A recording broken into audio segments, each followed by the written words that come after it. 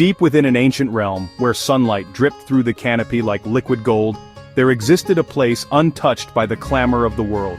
In a sun-dappled forest, beneath the watchful gaze of ancient trees that had stood for centuries, a story was about to unfold. Lived a young dragon named Draco. He was unlike any dragon the world had ever known, a creature of gentle spirit and boundless curiosity. His home was a cozy cave, a sanctuary nestled amidst the roots of the ancient trees, hidden from the prying eyes of the world by the graceful weeping willow branches that guarded its entrance. It was a place of peace, a haven where Draco could be himself. Unlike the legendary dragons of old, who were known for their fiery breath and fearsome roars, Draco was gentle through and through. His scales, rather than being the fiery reds and blacks of legend, were a blend of soft grays and greens, like the moss and lichen that adorned the ancient trees around his home. And his eyes, his eyes were not the cold, calculating eyes of a predator, but warm and curious pools of amber, reflecting the light of the forest and the kindness of his heart. He found wonder in the small things, the things that others often overlooked, the subtle details that made the forest such a magical place. The delicate unfurling of a fern as it reached towards the sunlight was a source of endless fascination for him. The busy hum of bees as they flitted from flower to flower, collecting nectar and spreading life, filled him with a sense of peace and purpose. And the ethereal dance of dust motes in sunbeams, as they streamed through the forest canopy, was a spectacle that never failed to captivate him. Draco's cave was filled not with the glittering gold and jewels that dragons were typically known to hoard, but with natural wonders, treasures of a different kind. Smooth stones, polished by the gentle caress of the river, lined the floor of his cave. Patches of glowing moss with their soft, ethereal light illuminated the darkest corners, and a spring of clear water bubbling up from the depths of the earth provided him with refreshment and a constant reminder of the life that flowed through the forest. His most unique gift, perhaps, was a keen sense of smell, an extraordinary ability that allowed him to savor the subtle and complex scents of the forest. He could distinguish the delicate fragrance of wild strawberries, the crisp, clean scent of pine needles, warmed by the sun, and the rich, earthy aroma of rain-soaked earth after a summer storm. While other young dragons spent their days practicing fire-breathing and honing their combat skills, Draco preferred to explore the world through scent and taste, discovering the hidden flavors and fragrances that others missed. He was particularly drawn to the simple kitchen he had created in his cave, fascinated by the way gentle heat could transform simple ingredients into something extraordinary. It wasn't the destructive power of fire that captivated him, but its ability to create and nurture, to bring warmth and comfort to those around him. This gentle curiosity, this deep appreciation for the simple things in life would ultimately shape his life's quiet calling, leading him down a path that was uniquely his own. As a hatchling, Draco's world revolved around taste and smell. He explored with delicate curiosity, savoring dew on leaves and the sweetness of clover petals. His parents noticed his fascination and left out bowls of berries and herbs for him to sample. While his siblings ate quickly, Draco paused, inhaled deeply, and tasted thoughtfully. He learned the tang of wild sorrel, the warmth of elderberries, and the invigorating scent of mint. Draco spent afternoons among wild herbs, discovering each plant's unique flavor and story. He preferred subtlety, finding joy in the balance of nature's offerings. Even as a hatchling, he understood how flavors complemented each other, pear with tart berry, mushroom with pine. Without knowing the words, he was already learning the art of cooking. His instincts and palate guided his quiet journey of discovery. As Draco grew, his foraging journeys took him deeper into the forest and valleys. He carried a woven basket, seeking not adventure, but the best ingredients nature offered. In the sunken valley, he learned patience, picking blackberries and plums with care. He observed the seasons, spring's wild garlic, summer's berries, autumn's mushrooms and nuts. Draco took only what he needed, respecting the forest's rhythms. Each trip was a lesson in observation as he watched squirrels, bees, and the growth of mushrooms. The forest became his pantry and his teacher. He learned where the sweetest berries grew and how ingredients changed with the light and weather. Every foraging trip deepened his connection to nature's cycles. Draco was learning to read the quiet story of the forest, one ingredient at a time. In his cave kitchen, adolescent Draco faced new challenges. His foraged ingredients grew, but his skills were still basic, until he discovered his family's old cookbooks. These hand-bound journals, filled with faded ink and drawings, were more poetic than precise. Draco spent hours deciphering them, learning from sketches and cryptic instructions. His first attempts were clumsy, lumpy sauces, overly garlicky stews, but he saw each mistake as a lesson. He crafted his own utensils and learned to control the fire, discovering the value of gentle heat. Slowly his skills improved and the kitchen became his laboratory. He learned how acidity brightened dishes and slow roasting brought out sweetness. The cookbooks became a conversation with his ancestors, guiding his quiet passion. Draco's persistence turned confusion into understanding. He was no longer just following recipes, he was creating his own. With growing confidence, Draco tackled baking, a true challenge with a stone hearth. His first breads were dense and uneven, but he experimented, building a makeshift oven with stones and learning to control heat. He discovered how different woods and even damp moss could affect his bread's crust and texture. Kneading dough became a tactile joy, and he experimented with acorn and chestnut flours. Through trial and error, Draco mastered gentle heat, using his dragonfire as a precise tool. He learned to toast nuts, caramelize fruit, and finish tarts with a delicate flame. Draco transformed raw power into artistry, proving mastery was about control and understanding. His kitchen, dusted with flour, became a place of quiet innovation. As a young adult, Draco embarked on a journey, a quest driven by an insatiable thirst for knowledge. He sought to uncover the secrets of the culinary world, to master the art of flavor and technique. Draco's quest for knowledge, a relentless pursuit of culinary wisdom, led him down winding paths and through forgotten lore. He pored over ancient texts, deciphering faded scripts and unlocking the secrets held within. Each discovery fueled his determination, pushing him further on his journey. Ultimately, this quest led him to the ruins of the Sunstone School of Culinary Arts, a place whispered about in legends, a beacon for aspiring chefs of a bygone era. The abandoned school, perched precariously on a mesa, stood as a testament to time, its weathered stones bearing witness to countless culinary triumphs and forgotten recipes. It was overgrown with the tenacious embrace of nature, yet filled with the echoes of history, a palpable sense of the culinary spirits that once thrived within its walls. Undeterred by the decay, Draco cleared a section of the kitchen, driven by a vision of what it once was, and what it could be again.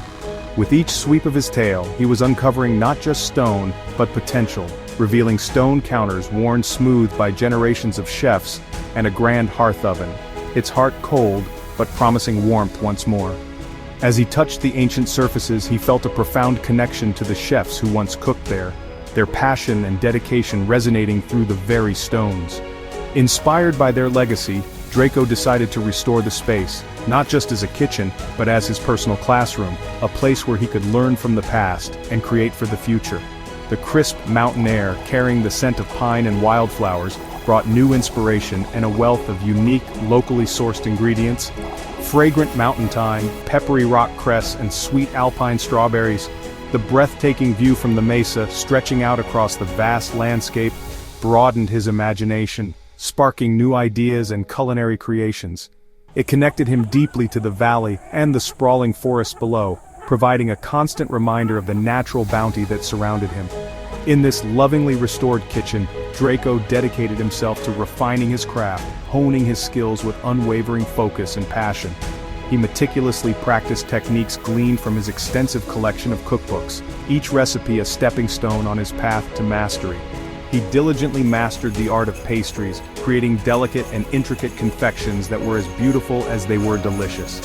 He perfected the creation of rich and complex sauces, each one a symphony of flavors carefully balanced and expertly executed, and he delved into the world of jellies, crafting artisanal preserves that captured the essence of the mountain's wild fruits and herbs. In every dish, he honored the lost traditions of the Sunstone School, paying homage to the culinary pioneers who came before him. The Sunstone School, once a ruin, now reborn, became his sanctuary, a place of peace, creativity, and endless culinary exploration. It was a place where the echoes of the past and the innovations of the present beautifully converged, creating a timeless space for culinary artistry. Draco was not just cooking, simply preparing food.